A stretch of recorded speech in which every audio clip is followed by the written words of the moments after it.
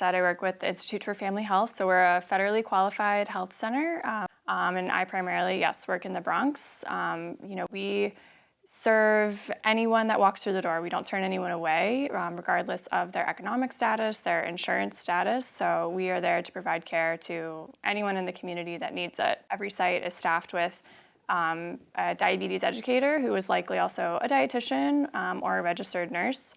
But we also have mental health, we do dental, podiatry, psychiatry.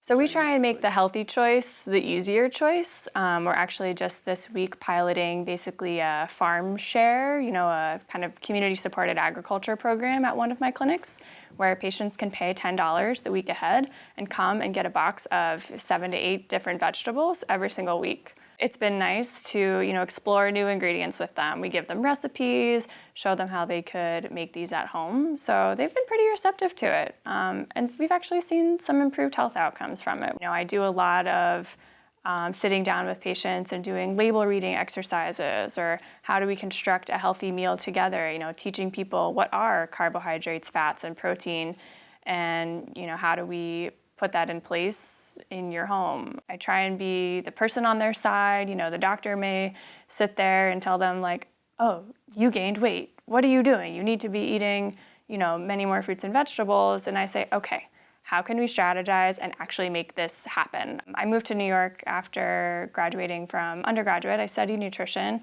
and I worked at the city health department for a while. And one of my program managers while I was there was starting a doctorate here. And she said, oh, if you want to keep going in the field of nutrition, maybe you want to consider getting a master's or becoming a dietitian. And I thought that's probably a good idea. And she was coming here, so I looked at TC and just really loved the well-roundedness of the program. I liked the focus on nutrition education and also how they brought into play, how our environment and different policies affect our choices in regards to food.